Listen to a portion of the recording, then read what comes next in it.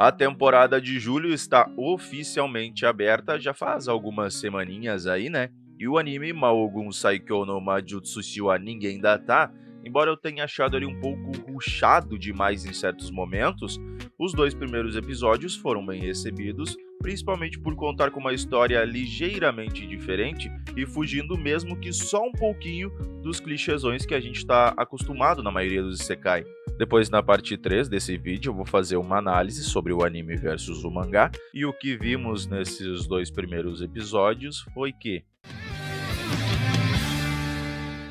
Aiki é o mago e estrategista mais forte do exército do novo Rei Demônio, conhecido por, em apenas uma guerra, virar totalmente o rumo dela e dar vantagem aos demônios contra os humanos. E Aiki ainda tem o título de capitão de uma das brigadas da 7ª Divisão do Exército do Rei Demônio, além de ser considerado o braço direito do Rei Demônio, mesmo nunca nem tendo visto ele pessoalmente. E que foi capaz de capturar o forte de Ivalias, tido como impenetrável em questão de uma semana. Mas ele não mata desnecessariamente, dizendo sempre para os demônios deixar vivo aqueles que se renderem. O que causa um pouco de confusão para os demônios, porque o que eles sempre fizeram até hoje foi matar os humanos. Aiki é absurdamente forte, porque seu mestre foi seu avô adotivo, Romber, que já foi conhecido entre os demônios como o Guardião do Inferno. Só aí já dá pra saber que o cara era bom e que parecia ter o conhecimento de uma civilização avançada que viveu nesse mundo. Guarda essa frase que ela vai aparecer mais uma vez e depois eu vou explicar um pouco mais sobre ela. A grande questão é que ele tem um segredo que não pode ser revelado a ninguém e apenas o seu avô e a sua chefe direta, a comandante da 7ª Divisão, Sefiro, sabem que na realidade ele é um humano. Aiki usa sempre sua máscara e manto dados por seu avô para que ninguém descubra que ele é um humano. Porém, depois de tomar o forte e derrotar o comandante daquele lugar, em um dos cômodos do castelo, Aiki coloca uma barreira no lugar para ninguém entrar e tira sua máscara. Porém, o que ele não contava é que depois de 20 anos escondendo a sua verdadeira face,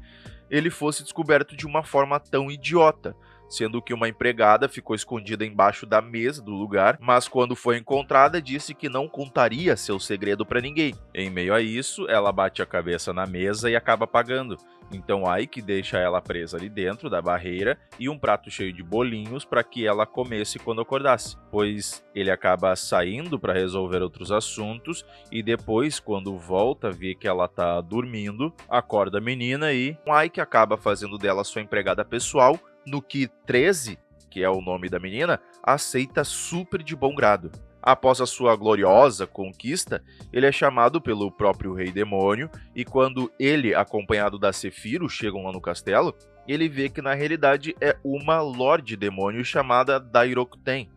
Ela o parabeniza, mas acha estranho que ele tenha tanta humildade sendo um demônio, parecendo até mais um humano. Aiki então explica que poupa os humanos porque assim eles ainda pagam impostos, servem de mão de obra e que é mais vantajoso deixar os humanos viverem nas terras deles e continuarem a viver suas vidas normais do que os demônios tomarem a cidade e comandarem a partir do medo. Por conta de como a Loja Demônio reagiu a isso, Aiki acredita que ela conheça a civilização antiga, assim como Romberg, seu avô. Após esse encontro, Dairokuten dá para Aiki a cidade forte de Valias para que seja o governante de lá e dobre seus lucros, reconstrua a cidade e a proteja, já que esse lugar é basicamente um posto avançado na guerra contra os humanos. Assim, Aiki primeiramente quer reconstruir as muralhas para não sofrer com ataques surpresas que poderiam vir a qualquer momento, mas que levaria 6 meses para as pessoas reconstruir. Porém, como o sonho de Aiki é criar um mundo onde humanos e demônios podem conviver juntos, ele fala que isso será feito em 1 mês, pois ele coloca os próprios demônios para trabalharem junto com os humanos, e como incentivo paga a eles e dá recompensas maiores que o de costume, o que deixa os demônios um pouco mais confusos, mas que acabam vendo isso como uma capacidade intelectual e de estratégia muito à frente de qualquer um, achando ele um gênio. E depois de reerguer a cidade, Aiki é chamado para dar um fim às ambições do reino de Rosalia.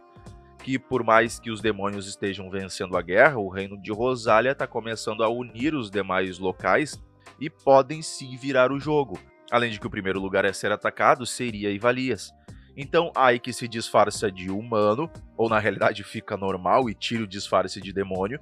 para entrar na cidade de Rosalia, junto com a 13, e descobrir se eles estão mesmo recebendo reforços e quais seriam os planos dos humanos. Conseguindo o que queria, sabendo quando, como, onde e até a quantidade do exército de Rosalia, ele monta uma estratégia e uma armadilha que funciona super bem quando chegam para atacar Vali, fazendo com que o exército de Rosalia recue, porém Ike toma uma flechada no peito vindo de algum lugar dentro da própria cidade de Ivalias, sendo salvo e acordado gentilmente por Cefiro,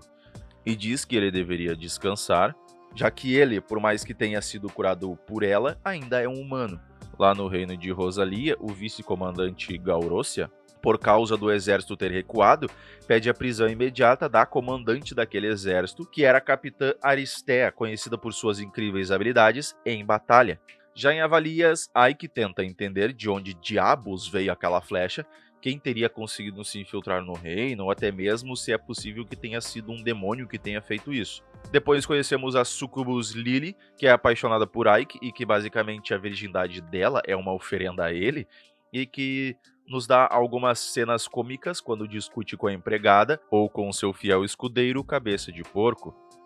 Quando Ike pede para o Cabeça de Porco achar o paradeiro de Aristea e descobre que ela está presa em uma masmorra, ele vai até lá com Lily, sendo que ele disse para ela não derramar sangue e ela vai limpando o caminho, desmembrando o pessoal até Ike chegar na cela de Aristea, lá no alto, e ser brevemente atacado, mas conseguiu revidar e se esquivar do ataque. E aqui vai uma diferença do anime pro mangá, é que nessa parte ele pega na teta da capitã e depois segue o baile. Ele pergunta se foi ela que, na última batalha, enviou um assassino para se infiltrar na cidade e matar ele. Mas ela só anda até ele e pergunta se Ike é realmente um demônio, ficando surpreso com a pergunta dela, porém logo acaba sendo cercado pelos guardas da prisão. A partir daí, o que vemos, além de ter toda uma trama para matá-lo e uma rebelião dos demônios contra eles mesmos, é muita guerra contra os humanos, onde pouco a pouco, uma ou outra cidade e um ou outro humano acabam vendo que viver ao lado dele e dos demônios parece ser bem mais promissor. E pouco a pouco, um aqui, outro lá, acabam vendo a verdadeira identidade de Ike, e ao longo da obra, como ele vai ajudando diversas raças e cidades que estão sendo atacadas pelos humanos, como anões, elfos, por onde ele passa vai despertando os libidos internos de algumas beldades, e assim, pouco a pouco, criando lugares onde não apenas demônios e humanos convivam juntos, mas sim várias raças simultaneamente. A grande questão aqui é que, além do mangá ter uma nota 4.5 de 5 e ser bem bom, por mais que mesmo no mangá a história é bem rushada, transparecendo isso no anime, tem alguns pontos que foram mudados ou fugiram um pouco da linha de raciocínio em relação ao mangá, como por exemplo, a frase lá no início que eu falei para vocês guardarem, que tanto o avô dele quanto a Lorde Demônio pareciam ter o conhecimento de uma civilização avançada que viveu nesse mundo. Na realidade, no mangá isso é diferente, porque o que ambos sabem é sobre pessoas vindo de outro mundo, no caso um Isekai, ficando mais entendível a cena de quando o Ike está falando com a Lorde Demônio e ela parece ter conhecimento, não de uma civilização sei lá o que, mas sim parece ter vindo de um outro mundo, assim como o próprio Ike, que mais pra frente nós descobrimos que ela é nada mais nada menos que Oda Nobunaga. Sim, aleatório, né? Além disso, já nas primeiras páginas do mangá, mesmo que rushadão, explica exatamente isso, que ele era um japonês comum e renasceu com as suas memórias intactas, e usa essas memórias para recriar a estratégia nesse novo mundo. Além disso, seu fiel escudeiro Cabeça de Porco não é bem assim no mangá. Ele é um orc normal, não que saibamos o que seria um orc normal, mas não tem essa cara de porco. Ele seria algo mais parecido com o Rigurt do Slime da Taken, só que não tão bombado, e algumas outras mudanças mais sutis como o que a empregada comeu não foram bolinhos e sim 2 dango, mas na verdade comeu os 2 dangos e o molho ficou escorrendo na boca dela parecendo que ela tinha falecido e dormiu porque comeu demais, e não que ele tenha já encontrado ela dormindo em cima do banco. Mas essas últimas mais sutis não fazem lá muita diferença. Tirando esses desvios e mudanças, o anime em si parece estar seguindo uma linha de história até igual e que até então eu gostei. Mas aí vem outro ponto, que é a animação desses episódios, onde por mais que eu não ligue muito para abertura e encerramento de anime, esses deu para ver nitidamente a falta de orçamento, o que acaba refletindo no anime uma hora ou outra, que por sua vez foi produzido pelo estúdio A-Cat. E, gente, não tem bons animes. O melhorzinho com nota mais alta até hoje é o DAT Gobyo The Battle com nota 6.8, que já não tem lá uma animação dessas, mas que é bonzinho também. E os outros animes, nota 5 para baixo, isso de 10. Então sim, teremos 3D a reviria, o que eu particularmente não desgosto se não for algo tão mal feito, e que nesse anime, pra mim, ficou bom, e até em algumas vezes enganou legal.